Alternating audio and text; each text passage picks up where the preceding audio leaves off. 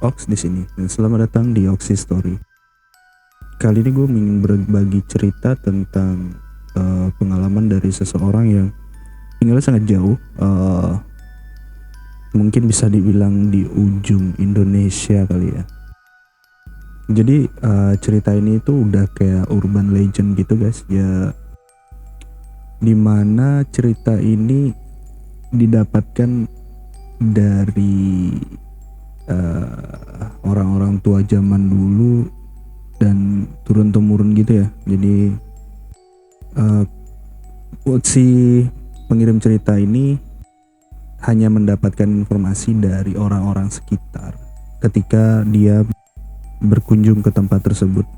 Jadi ceritanya begini, kita sebut aja orang ini namanya si A ya. Nah, A ini sedang berkunjung, dia ini tinggal di rantauan dan ketika dia berumur 19 tahun dia pulang ke kampung halaman orang tuanya di sebuah pulau yang cukup jauh dari tempat dia merantau, dan itu adalah kali pertama dia datang ke tempat tersebut. Nah, si A ini ternyata pernah mengalami kecelakaan ketika dia masih duduk di kelas SMP, dan itu tidak pernah dia ceritakan kepada orang tuanya, sehingga orang tuanya sendiri tidak mengetahui bahwa si A ini sebenarnya memiliki sebuah sakit yang dia derita sejak kelas SMP hingga dia tamat SMA. Nah, si A baru mulai berani menceritakan kisah tersebut kepada orang tuanya ketika orang tuanya mengajak si A ini untuk berkunjung ke kampung orang tua yang tersebut. Sakit apa yang dialami si A adalah impact dari sebuah kecelakaan yang pernah dia alami. Ketika itu dia mengalami kecelakaan, terjatuh. Meski by the time si A ini kemudian berangkat melakukan perjalanan dari tempat dia merantau bersama orang tuanya ke kampung halaman si orang tuanya.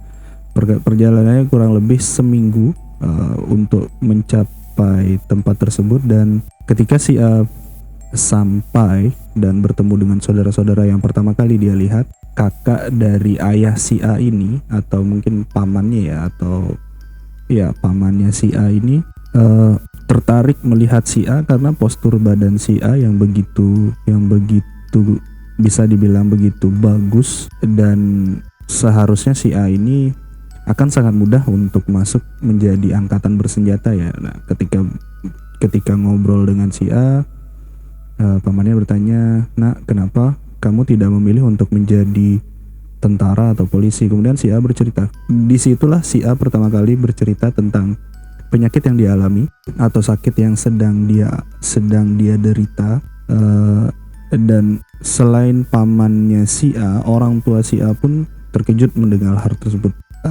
Setelah si A bercerita kepada pamannya ini, paman si A ini menghubungi saudaranya yang bekerja di rumah sakit, yang salah satunya adalah kepala perawat dan satunya lagi itu adalah asisten dokter bedah, dan bertanya dan mengatakan kondisi si A ini. Kemudian tanpa banyak bicara, si A diajak ke lokasi rumah sakit yang akan menjadi cerita kita kali ini. Di saat itu juga si A langsung dirawat inap karena ternyata besok harinya itu akan ada jadwal operasi, di mana operasi tersebut adalah operasi yang dibutuhkan oleh si A.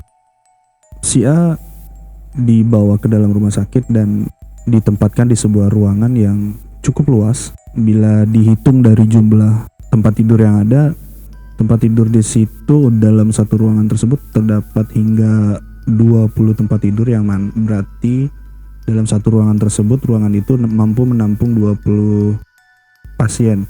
Hanya saja ketika malam itu di ruangan tersebut hanya ada si A dan satu pasien lainnya, seorang bapak-bapak tua yang mengalami sakit yang sama dengan si A. Si A melewati malam itu dengan biasa sampai esok harinya si A harus dioperasi. Semua operasinya berjalan dengan lancar dan si A kembali dibawa ke sebuah ruangan. Kali ini ruangannya hanya ada satu tempat tidur, ruangan bisa dibilang ruangan VIP, di mana hanya si A yang dirawat di ruangan tersebut dan tidak ada pasien lainnya. Ketika malam hari setelah operasi tersebut, si A mengalami demam pasca operasi. Gue gak tahu apa istilahnya, cuman si A hanya mengatakan bahwa dia demam tinggi. Kemudian kakaknya si A yang menjadi asisten dokter bedah di rumah sakit tersebut memberi sebuah obat untuk menyembuhkan demam tersebut. Nah, ceritanya dimulai dari sini.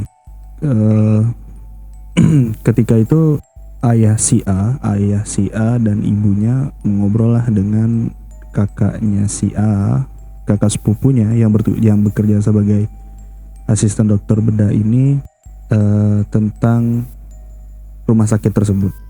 Ayah si A yang dari kecil hidup di tempat tersebut juga sering bercerita ke si A bahwa di rumah sakit ini ada hal aneh yang biasa terjadi dan bahkan masih terjadi sampai saat si A itu dirawat di rumah sakit tersebut.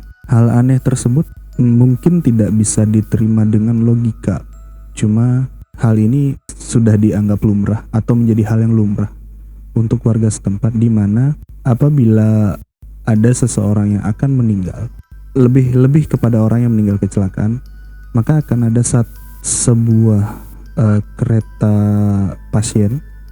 Jadi kalau kalian tahu, pasien yang biasanya dipindahkan dari satu kamar ke kamar yang lain itu kan didorong dengan kereta begitu.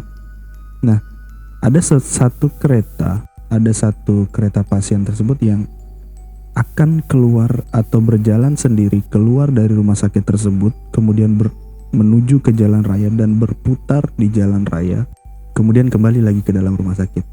Tidak lama setelah kereta tersebut keluar dan kembali masuk ke dalam rumah sakit, maka akan ada laporan atau ambulan yang datang membawa pasien dalam keadaan meninggal.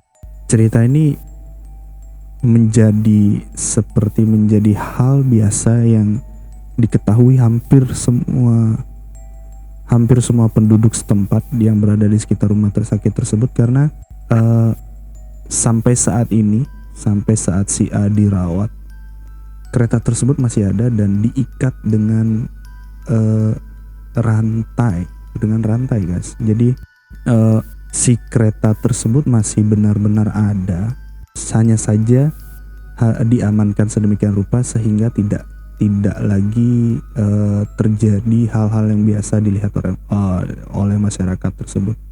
Nah, cerita lain yang disampaikan oleh kakak si A ini adalah ketika hari itu ada seorang pasien yang mengalami kecelakaan, hanya saja masih hidup, dan diberikan perawatan intensif oleh pihak rumah sakit tersebut. Di atas sebuah pasien tersebut melakukan operasi dan segala macam. Ketika proses operasi tersebut, si pasien ini sangat banyak mengeluarkan darah karena si pasien ini memang kecelakaan dan lukanya di mana-mana sehingga mengeluarkan banyak darah, dan operasinya berjalan cukup lama. Setelah operasi itu dilakukan, kereta yang digunakan untuk mengangkut pasien ini dari ambulan ke ruang operasi itu kan berlumuran darah tuh. Nah, kereta tersebut